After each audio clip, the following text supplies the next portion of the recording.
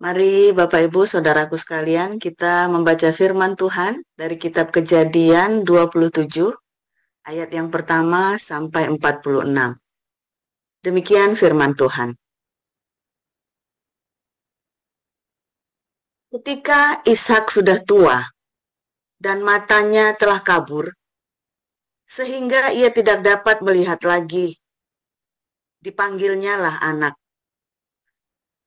Dipanggilnyalah Esau, anak sulungnya, serta berkata kepadanya, "Anakku," sahut Esau. "Ya, Bapa," berkatalah Ishak. "Lihat, aku sudah tua. Aku tidak tahu bila hari kematianku. Maka sekarang, ambillah senjatamu, tabung panah dan busurmu, pergilah ke padang, dan burulah bagiku seekor binatang. Olahlah bagiku makanan yang enak, seperti yang kugemari. Sesudah itu, bawalah kepadaku, supaya ku makan, agar aku memberkati engkau sebelum aku mati." Tetapi Ribka mendengarkannya. Kata Ishak ketika Ishak berkata kepada Esau, anaknya. Setelah Esau pergi ke padang memburu seekor binatang untuk dibawanya kepada ayahnya, berkatalah Ribka kepada Yakub, anaknya. "Telah kudengar ayahmu berkata kepada Esau kakakmu, bawalah bagiku seekor binatang buruan, dan olahlah bagiku makanan yang enak, supaya aku makan, dan supaya aku memberkati engkau di hadapan Tuhan sebelum aku mati. Maka sekarang anakku, dengarkanlah perkataanku seperti yang kuperintahkan kepadamu. Pergilah ke tempat kambing domba kita. Ambillah dari sana 2 anak kambing yang baik. Maka aku akan mengolahnya menjadi makanan yang enak bagi ayahmu, seperti yang digemarinya. Begitu kepada ayahmu, supaya dimakannya, agar dia memberkati engkau sebelum ia mati."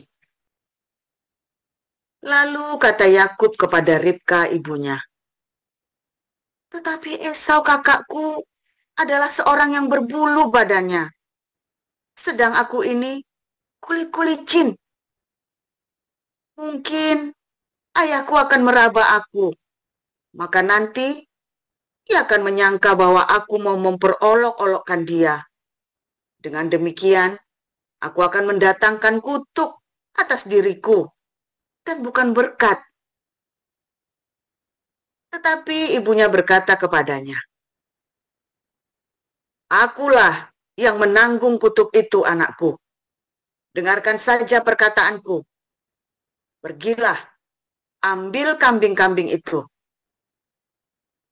Lalu ia pergi mengambil kambing-kambing itu dan membawanya kepada ibunya. Sesudah itu, ibunya mengolah makanan yang enak seperti yang digemari ayahnya. Kemudian Ribka mengambil pakaian yang indah kepunyaan Esau, anak sulungnya, pakaian yang disimpannya di rumah, lalu disuruhnyalah dikenakan oleh Yakub, anak bungsunya. Dan kulit anak kambing itu dipalutkannya pada kedua tangan Yakub dan pada lehernya yang licin itu. Lalu ia memberikan makanan yang enak dan roti yang telah diolahnya itu kepada Yakub, anaknya. Demikianlah Yakub masuk ke tempat ayahnya serta berkata, "Papa," sahut ayahnya. "Ya anakku, siapakah engkau?" Kata Yakub kepada ayahnya, "Kulah Esau, anak sulungmu. Telah kulakukan seperti yang Bapa katakan kepadaku. Bangunlah, duduklah, dan makanlah daging buruan masakanku ini, agar Bapa memberkati aku." Lalu Ishak berkata kepada anaknya itu, "Lekas juga engkau mendapatnya, anakku." Jawabnya, "Karena Tuhan Allahmu membuat aku mencapai tujuanku." Lalu kata Ishak kepada Yakub, "Datanglah mendekat, anakku, supaya aku meraba engkau. Apakah engkau ini anakku Esau atau bukan?" Maka Yakub mendekati Ishak ayahnya, dan ayahnya itu merabanya serta berkata, "Kalau suara, suara Yakub, kalau tangan, tangan Esau." Jadi Ishak tidak mengenal dia karena tangannya berbulu seperti tangan Esau kakaknya. Ishak hendak memberkati dia. Tetapi ia masih bertanya, "Benarkah engkau ini anakku Esau?" Jawabnya, "Ya." Lalu berkatalah Ishak, "Dekatkanlah makanan itu kepadaku, supaya ku makan daging buruan masakan anakku, agar aku memberkati engkau." Jadi didekatkannya lah kepada ayahnya, lalu ia makan. Dibawanya juga anggur kepadanya, lalu ia minum. Berkatalah Ishak ayahnya kepadanya, "Datanglah dekat-dekat dan ciumlah aku, anakku." Lalu datanglah Yakub dekat-dekat dan diciumnyalah ayahnya. Ketika Ishak mencium bau pakaian Yakub, diberkatinyalah dia, katanya, "Sesungguhnya bau anakku adalah sebagai bau padang yang diberkati Tuhan. Allah akan memberikan kepadamu embun yang dari langit, dan tanah-tanah gemuk di bumi, dan gandum, serta anggur berlimpah-limpah. Bangsa-bangsa akan takluk kepadamu, dan suku-suku bangsa akan sujud kepadamu. Jadilah tuan atas saudara-saudaramu, dan anak-anak ibumu akan sujud kepadamu. Siapa yang mengutuk engkau, terkutuklah ia. Dan siapa yang memberkati engkau, diberkatilah ia." Setelah Ishak selesai memberkati Yakub, dan baru saja Yakub keluar meninggalkan Ishak ayahnya, pulanglah Esau, kakaknya, dari berburu. Ia juga menyediakan makanan yang enak, lalu membawanya kepada ayahnya. Katanya kepada ayahnya, "Bapa, bangunlah dan makan daging buruan masakan anakmu, agar engkau memberkati aku." Tetapi kata Ishak ayahnya kepadanya, "Siapakah engkau ini?" Sahutnya, "Akulah anakmu, anak sulungmu, Esau." Lalu terkejutlah Ishak dengan sangat, serta berkata, "Siapakah gerangan dia yang memburu binatang itu dan yang telah membawanya kepadaku? Aku telah memakan semuanya sebelum engkau datang dan telah memberkati dia, dan dia akan tetap orang yang diberkati." Sesudah Esau mendengar perkataan ayahnya itu, meraung-raunglah ia dengan sangat keras dalam kepedihan hatinya, serta berkata kepada ayahnya, "Berkatilah aku ini juga, ya Bapa." Jawab ayahnya, "Adikmu telah datang dengan tipu daya dan telah merampas berkat yang untukmu itu." Kata Esau, "Bukankah tepat namanya Yakub? karena ia telah 2 kali menipu aku. Hak kesulunganku telah dirampasnya, dan sekarang dirampasnya pula berkat yang untukku. Lalu katanya, apakah Bapak tidak mempunyai berkat lain bagiku? Lalu Ishak menjawab Esau, katanya, sesungguhnya telah kuangkat dia menjadi tuan atas engkau, dan segala saudaranya telah kuberikan kepadanya menjadi hambanya, dan telah kubekali dia dengan gandum dan anggur.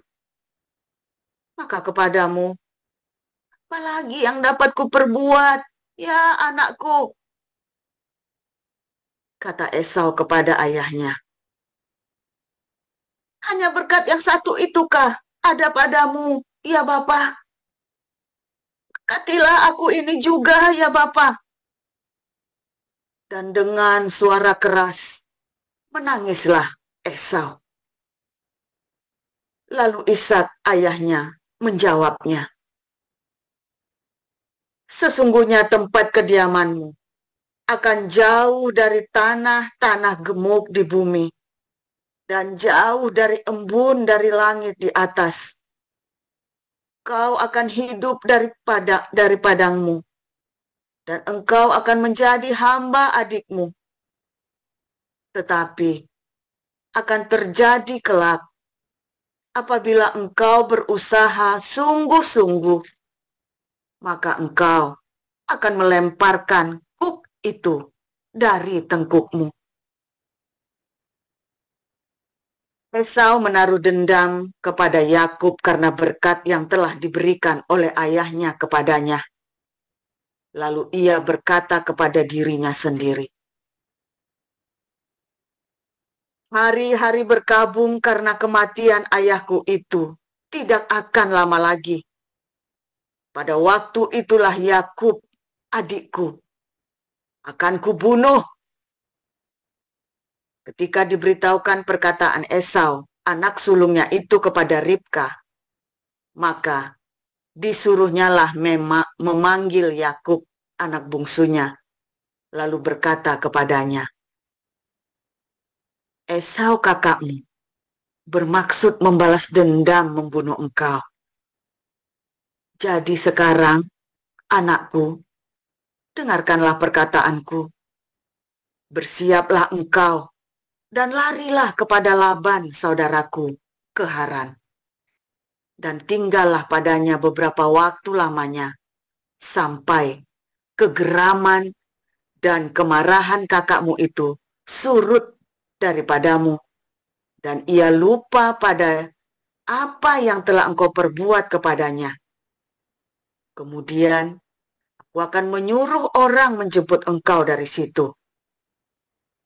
Mengapa aku akan kehilangan kamu berdua pada satu hari juga? Kemudian Ribka berkata kepada Ishak, aku telah jemu hidup karena perempuan-perempuan Het itu. Jikalau Yakub juga mengambil seorang istri dari antara perempuan negeri ini, semacam perempuan Het itu, apa gunanya aku hidup lagi?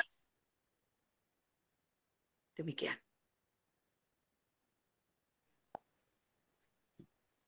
Pembacaan kedua, Lukas 12 ayat 1 sampai dengan 34. Sementara itu, beribu-ribu orang banyak telah berkerumun, sehingga mereka berdesak-desakan.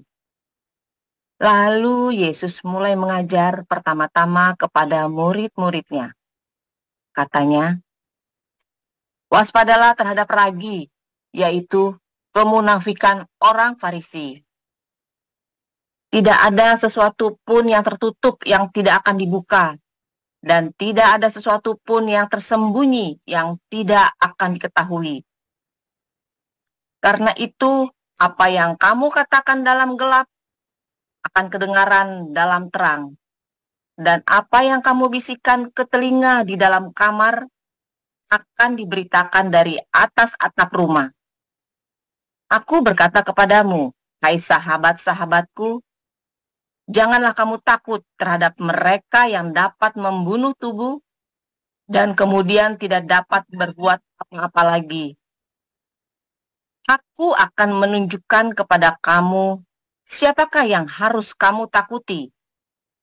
Takutilah Dia yang setelah membunuh mempunyai kuasa untuk melemparkan orang ke dalam neraka. Sesungguhnya aku berkata kepadamu, takutilah Dia. Bukankah burung pipit dijual 5 ekor 2 duit? Sungguh pun demikian, tidak seekor pun daripadanya yang dilupakan Allah. Bahkan rambut kepalamu pun terhitung semuanya. Karena itu jangan takut, karena kamu lebih berharga daripada burung pipit. Aku berkata kepadamu, setiap orang yang mengakui aku di depan manusia, Anak Manusia juga akan mengakui Dia di depan malaikat-malaikat Allah. Tetapi barang siapa menyangkal aku di depan manusia, ia akan disangkal di depan malaikat-malaikat Allah. Setiap orang yang mengatakan sesuatu melawan Anak Manusia, ia akan diampuni. Tetapi barang siapa menghujat Roh Kudus, ia tidak akan diampuni. Apabila orang menghadapkan kamu kepada majelis-majelis atau kepada pemerintah-pemerintah dan penguasa-penguasa, janganlah kamu khawatir bagaimana dan apa yang harus kamu katakan untuk membela dirimu. Sebab pada saat itu juga Roh Kudus akan mengajar kamu apa yang harus kamu katakan. Seorang dari orang banyak itu berkata kepada Yesus, Guru, katakanlah kepada saudaraku supaya ia berbagi warisan dengan aku. Tetapi Yesus berkata kepadanya, Saudara siapakah yang telah mengangkat aku menjadi hakim atau pengantara atas kamu? Katanya lagi kepada mereka, Berjaga-jagalah dan waspadalah terhadap segala ketamakan, sebab walaupun seorang berlimpah-limpah hartanya, hidupnya tidaklah tergantung daripada kekayaannya itu. Kemudian ia mengatakan kepada mereka suatu perumpamaan, katanya, Ada seorang kaya, tanahnya berlimpah-limpah hasilnya. Ia bertanya dalam hatinya, apakah yang harus aku perbuat? Sebab aku tidak mempunyai tempat di mana aku dapat menyimpan hasil tanahku. Lalu katanya, inilah yang akan aku perbuat. Aku akan merombak lumbung-lumbungku, dan aku akan mendirikan yang lebih besar. Dan aku akan menyimpan di dalamnya segala gandum dan barang-barangku. Sesudah itu, aku akan berkata kepada jiwaku, Jiwaku, ada padamu banyak barang, tertimbun untuk bertahun-tahun lamanya. Beristirahatlah, makanlah, minumlah, dan bersenang-senanglah. Tetapi firman Allah kepadanya, Hai engkau orang-orang bodoh, pada malam ini juga jiwamu akan diambil daripadamu. Dan apa yang telah kau sediakan, untuk siapakah itu nanti? Demikianlah jadinya dengan orang yang mengumpulkan harta bagi dirinya sendiri, jikalau ia tidak kaya di hadapan Allah. Yesus berkata kepada murid-muridnya, Karena itu aku berkata kepadamu, janganlah khawatir akan hidupmu, akan apa yang hendak kamu makan, dan janganlah khawatir pula akan tubuhmu, akan apa yang hendak kamu pakai. Sebab hidup itu lebih penting daripada makanan, dan tubuh itu lebih penting daripada pakaian. Perhatikanlah burung-burung gagak yang tidak menabur dan tidak menuai, dan tidak mempunyai gudang atau lumbung, namun demikian diberi makan oleh Allah. Betapa jauhnya kamu melebihi burung-burung itu. Siapakah di antara kamu yang karena kekhawatirannya dapat menambahkan sehasta pada jalan hidupnya. Jadi, jikalau kamu tidak sanggup membuat barang yang paling kecil, mengapa kamu khawatir akan hal-hal lain? Perhatikanlah bunga bakung yang tidak memintal dan tidak menenun. Namun aku berkata kepadamu, Salomo dalam segala kemegahannya pun tidak berpakaian seindah salah satu dari bunga itu. Jadi, jika rumput di ladang yang hari ini ada dan besok dibuang ke dalam api, demikian didandani Allah, terlebih lagi kamu, hai orang yang kurang percaya. Jadi, janganlah kamu mempersoalkan apa yang akan kamu makan atau apa yang akan kamu minum, dan janganlah cemas hatimu. Semua itu dicari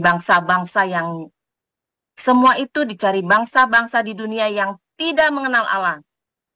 Akan tetapi Bapamu tahu bahwa kamu memang memerlukan semuanya itu. Tetapi carilah kerajaannya, maka semuanya itu akan ditambahkan juga kepadamu. Janganlah takut, hai kamu kawanan kecil, karena Bapamu telah berkenan memberikan kamu kerajaan itu. Jualah segala milikmu dan berikanlah sedekah. Buatlah bagimu pundi-pundi yang tidak dapat menjadi tua, suatu harta di sorga yang tidak akan habis, yang tidak dapat didekati pencuri, dan yang tidak dirusakkan ngengat. Karena di mana hartamu berada, di situ juga hatimu berada. Demikianlah sabda Tuhan. Hendaklah pinggangmu tetap berikat dan pelitamu tetap menyala. Dan hendaklah kamu sama seperti orang-orang yang menanti-nantikan tuannya yang pulang dari perkawinan, supaya jika ia datang dan mengetok pintu, segera dibuka pintu baginya. Berbahagialah hamba-hamba yang didapati tuannya berjaga-jaga ketika ia datang. Aku berkata kepadamu, sesungguhnya ia akan mengikat pinggangnya dan mempersilahkan mereka duduk makan, dan ia akan datang melayani mereka. Dan apabila ia datang pada tengah malam atau pada dini hari dan mendapati mereka berlaku demikian, maka berbahagialah mereka. Tetapi ketahuilah ini, jika tuan rumah tahu pukul berapa pencuri akan datang, ia tidak akan membiarkan rumahnya dibongkar. Hendaklah kamu juga siap sedia, karena Anak Manusia datang pada saat yang tidak kamu sangkakan. Kata Petrus, Tuhan, kamikah yang engkau maksudkan dengan perumpamaan itu, atau juga semua orang? Jawab Tuhan, jadi siapakah pengurus rumah yang setia dan bijaksana yang diangkat oleh tuannya menjadi kepala atas semua hambanya untuk memberikan makanan kepada mereka pada waktunya? Berbahagialah hamba yang didapati tuannya melakukan tugasnya itu ketika tuannya itu datang. Aku berkata kepadamu, sesungguhnya tuannya itu akan mengangkat dia menjadi pengawas segala miliknya. Akan tetapi, jikalau hamba itu jahat dan berkata di dalam hatinya, Tuanku tidak datang-datang, lalu ia mulai memukul hamba-hamba laki-laki dan hamba-hamba perempuan, dan makan, minum, dan mabuk. Maka tuan hamba itu akan datang pada hari yang tidak disangkakannya, dan pada saat yang tidak diketahuinya, dan akan membunuh dia dan membuat dia senasib dengan orang-orang yang tidak setia. Adapun hamba yang tahu akan kehendak tuannya, tetapi yang tidak mengadakan persiapan atau tidak melakukan apa yang dikehendaki tuannya, ia akan menerima banyak pukulan. Tetapi barang siapa tidak tahu akan kehendak tuannya, dan melakukan apa yang harus mendatangkan pukulan, ia akan menerima sedikit pukulan. Setiap orang yang kepadanya banyak diberi, daripadanya akan banyak dituntut. Dan kepada siapa yang banyak dipercayakan, daripadanya akan lebih banyak lagi dituntut. Aku datang untuk melemparkan api ke bumi, dan betapakah aku harapkan api itu telah menyala. Aku harus menerima baptisan, dan betapakah susahnya hatiku sebelum hal itu berlangsung. Kamu menyangka bahwa aku datang untuk membawa damai di atas bumi? Bukan, kataku kepadamu, bukan damai, melainkan pertentangan. Karena mulai dari sekarang akan ada pertentangan. Karena mulai dari sekarang akan ada pertentangan antara 5 orang di dalam satu rumah. 3 melawan 2 dan 2 melawan 3. Mereka akan saling bertentangan. Ayah melawan anaknya laki-laki dan anak laki-laki melawan ayahnya. Ibu melawan anaknya perempuan dan anak perempuan melawan ibunya. Ibu mertua melawan menantunya perempuan dan menantu perempuan melawan ibu mertuanya. Yesus berkata pula kepada orang banyak, apabila kamu melihat awan naik di sebelah barat, segera kamu berkata, akan datang hujan, dan hal itu memang terjadi. Dan apabila kamu melihat angin selatan bertiup, kamu berkata, hari akan panas terik, dan hal itu memang terjadi. Hai orang-orang munafik, rupa bumi dan langit, kamu tahu menilainya. Mengapakah kamu tidak dapat menilai zaman ini? Dan mengapakah engkau juga tidak memutuskan sendiri apa yang benar?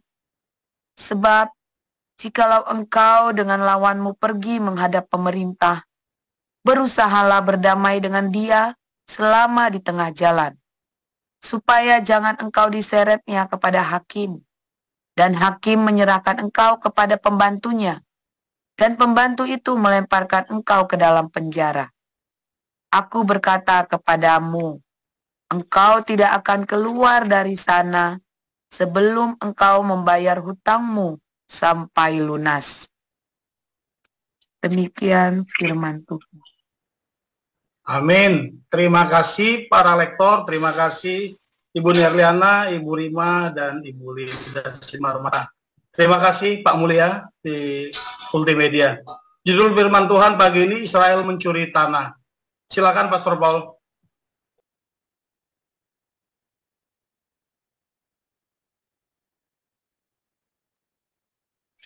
Haleluya, firman Tuhan selalu baru setiap hari ketika kita menanti-nantikan Tuhan, saudara ya. Saudara, ketika kita mendengar ya tuduhan-tuduhan dunia internasional ya bahwa Israel mencuri tanah Palestina, saudara ya. Bahkan PBB menuduh demikian ya, okupasi, bahwa Israel mengokupasi tanah Palestina, saudara. Padahal mereka sendiri yang kasihkan tanahnya ke Israel, saudara ya. Aneh ya. Jadi lucu nih ya, sekarang ini dunia ini begitu mudahnya para birokrat-birokrat dunia ini ya disuap oleh Hamas dan Islam. Karena ini adalah perjuangan perlawanan Islam terakhir ya kepada kafir yang diwakili oleh orang Yahudi dan Amerika ya. Amerika mewakili Kristen, orang Yahudi yang mewakili Yahudi. Nah, lalu bahkan Harvard, ya, Columbia University, terus MIT dibeli, saudara, dari Sokok ya, presidennya ya. Terus PBB juga sama, ikut menuduh bahwa Israel mencuri tanah. Apakah Israel mencuri tanah? Enggak, waktu itu kan dikasih itu kan sudah ada perjanjiannya dengan PBB, ya. Dan kemudian waktu mereka diserang, PBB juga diam saja, saudara. Tahun 48, 67, 73, mereka diserang, PBB diam saja, nggak ikut campur. Jadi ketika mereka perang, terus dia ambil itu West Bank, itu gas, bukan mencuri, itu haknya Israel. Sudah bagus dikembaliin, saudara ya. Yang Sinai Peninsula sama Gaza dikembalikan kan, sama Israel kan. Golan sama West Bank-nya, Golan nggak dikembalikan, West Bank-nya separuh-separuh. Itu bukan mencuri, saudara. Mereka ditantang perang, ya kan, lempar dadu kan di meja kan. Apakah Indonesia dijajah? Tidak. Karena raja-raja Islam Nusantara nantang perang sama Belanda, sama VOC. Kalau kalah perang, ya diambil semuanya. The winner takes it all, kan? The winner takes it all, saudara. Ya, gimana? Kamu sudah nantang perang, kamu nggak mau baik-baik kok. Serius, saudara ya. Hati-hati dengan tantangan-tantangan seperti itu. The winner takes it all, saudara. Jangan pernah main-main dengan tantangan-tantangan seperti itu ya, saudara ya. Termasuk menantang kehidupan. Termasuk nyumpain orang. Ya. Saudara percaya nggak ada keberuntungan dalam hidup? Kalau saya percaya, saudara ya. Ada masa-masanya tentang peruntungan. Oh, kita harus berjuang, Pak. Iya, saudara. Ada orang yang berjuangnya sampai 100 kali, ya, pada akhirnya dia mendapatkannya. Ada orang yang tidak perlu berjuang dengan habis-habisan, melangkah sekali saja sudah dapat semuanya. Itu namanya keberuntungan. Ya kan? Banyak orang yang ngarap-ngarap, berambisi, berebut sampai bacok-bacokan untuk mendapatkan uang Rp1.000, tapi banyak orang yang cuma duduk manis saja bisa dapat 1 miliar, saudara. Ya kan? Itu kan keberuntungan, kan? Kita nggak bisa pungkiri ada keberuntungan. Nah, tetapi, saudara, ada orang yang menghargai keberuntungan, ada yang orang menyia-nyiakan keberuntungan itu. Itu namanya sial. Ya, orang sial itu bukan orang yang berusaha dengan keras untuk mencapai tujuannya, bukan. Orang sial itu adalah orang yang membuang keberuntungannya. Ya, orang yang menyia-nyiakan keberuntungannya. Berapa banyak? Saya pernah menyia-nyiakan keberuntungan saya. Ya, dengan apa? Dengan kesombongan. Nah, apakah Anda menyia-nyiakan keberuntungan Anda dengan kesombonganmu? Sebagian besar keberuntungan itu dibuang dengan kesombongan. Sama seperti Esau waktu dia menjual hak kesulungannya hanya dengan semangkuk kacang merah. Ya, dia meremehkan, dia pikir, kamu nih orang lemah. Nanti saya rebut kembali. Begitu sudah benar-benar diambil, konsisten Ishak, saudara. Begitu udah dikasih, udah saya kasih. Nggak bisa ditarik kembali. Dia kaget. Kok nggak bisa? Ya nggak bisa. Emang gue cowok apaan? Katanya Ishaknya kan ke Esau. Nggak bisa. Kan kamu sudah bersumpah-sumpah juga. Ya. Kamu keperangkap dengan sumpahmu sendiri sehingga jalanmu ke sana. Saudara, ini beneran ya, saudara ya. Saya bukannya geeran. Saya kan ngamatin. Orang-orang yang ngutukin saya itu pada habis semua ya, saudara ya. Selama saya hidupnya benar, oke, saya jangan belok. Orang ngutukin saya, orang bikin saya sial, orang bikin saya susah. Jalan hidupnya ruwet aja bohongnya mereka. Oke, ruwet aja, saudara. Mengapa bisa ruwet? Ya karena saya jadi sudah habis-habisan buat Tuhan. All out saya buat Tuhan, saudara, habis-habisan. Makanya saya selalu bilang, jangan melagrang di depan jalannya saya. Bukan saya yang melukain Anda loh. Tapi iblis itu kan nyerang saya. Ketika Anda melagrang, maka iblis kenanya kamu. Kamu jadi tameng hidupnya saya. Ya kan? The winner takes it all. Sehingga saya yang menang. Sehingga saya mendapatkan banyak sekali keberuntungan. Ya kan? Dalam komunitas kita, di dalam berkat jasmani dan rohani. Orang-orang yang tewas ini di alam roh itu ada diambil, saudara, rezekinya. Karena harus ada keseimbangan kan. Tanpa sadar rezekinya di alam roh itu dipindahkan ke saya, dijarah, saudara. Menjarah. Ya, menjarah. Namanya menjarah itu ya, kalau orang-orang karismatik itu bilang ya, mereka tanpa pengertian ya, menjarah harta orang-orang yang tidak percaya kepada Tuhan. Dia kan nggak ngerti, doanya kan begitu kan, orang yang dengar menjarah gundulmu peang. Ada saudara tahu nggak itu orang gereja karismatik ada doa menjara kekayaan harta bangsa-bangsa itu? Ya, langsung para pengusaha mikirnya apa? Tahun 98 ini pendeta edan ngajari kayak 98 lagi jarah-jarahan. Iya, saudara harus jelasin dari awalan di kelas profetik saya jelaskan ya. Ketika orang berkonflik, yes, lalu yang satu meresponi dengan benar, yang satu meresponi dengan cara yang nggak benar, saudara. Maka rezeki orang yang merespon nggak benar itu sudah dipindah kepada orang yang benar ini, saudara. Ya, ulangi ya. Ketika orang berkonflik, jedar. Yang meresponi dengan tidak benar, maka rezekinya diambil dipindah ke yang benar ini, saudara. Ya, itu nanti ya, itu ada menjarah kekayaan bangsa-bangsa. Nah, itu ya. Itu yang disebut dengan menjarah kekayaan bangsa-bangsa. Jadi setiap kali Anda berkonflik dengan orang, kamu harus punya sikap yang benar, hati yang benar. Nanti rezekimu tidak akan hilang, saudara. Justru semua orang yang berkonflik denganmu itu rezekinya akan dipindah ke kamu, saudara. Iya, karena kamu yang menang. Di dalam alam roh, kamu yang menang. Kok jadi percaya tuyul tahayul? Nah, makanya nanti di kelas profetik saya jelaskan logikanya. Ya, secara detail. Tetapi yang sederhana, saudara ya, orang berkonflik, dunia nonton, saudara. Apalagi ini di media sosial, dunia nonton.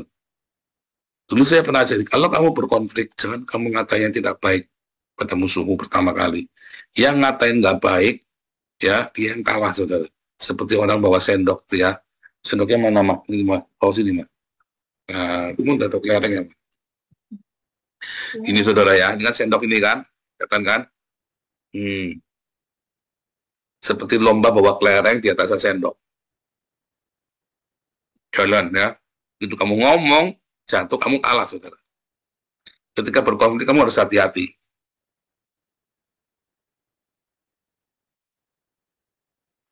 Ya. Hati-hati saudara ya, kalau Anda salah, ya ini contohnya dia kan, kelereng coklat ya.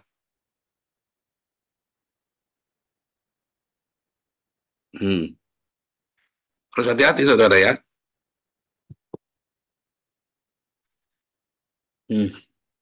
Begitu ngomong jatuh saudara. Ketika kamu berkonflik, jangan ngomong pertama kali, jangan ngucap yang jelek tentang saudaramu pada orang-orang. Diam saudara. Responmu, hatimu yang benar. Lebih baik diam kalau kamu nggak bisa. Kalau kamu tidak tahu bagaimana cara meresponnya, diam itu yang lebih baik. Kalau kamu punya hikmat, bagaimana cara meresponnya, merespon. Tapi kalau kamu salah respon, yang pertama kali ngomong itu yang kalah, saudara. Lalu, orang menilai kan? Maka orang tidak akan bersimpati kepada yang jejeritan tadi, walaupun yang jejeritan itu yang benar, saudara. Oh, kalau nggak jujur saya nanti kan di framing, Pak. Oh, enggak, saudara. Ini ceritanya beda, saudara. Ini ceritanya lagi konflik. Bukan lagi nggak konflik. Ya. Seperti Israel dengan Hamas. Jujuritan kan si Hamas ya kan. Lama-lama kan orang curiga. Kenapa begitu ya? Ada di sedikit dibongkar sendiri, kurang ajar nih. Ya kan? Ada orang-orang pintar pun nggak mau. Amerika, Eropa, lama-lama nggak mau merasa dikadalin. Nggak mungkin sebegitu rupanya. Terlalu lebay, diam. Kalau kamu tidak tahu bagaimana meresponinya, sebaiknya diam. Ya, saudara ya, biasa. Tenang, jalan seperti biasa. Kalau kamu tahu meresponinya, ya makanya ya, kalau kamu ditampak pipi kirimu, ya, berikan pipi kananmu, itu artinya bukan, yo satu lagi nih, satu lagi, bukan begitu. Ya, artinya kamu harus tough, kamu nggak boleh cengeng. Tapi kamu jejeritan ke sana, kan kamu cari pembelaan, kan?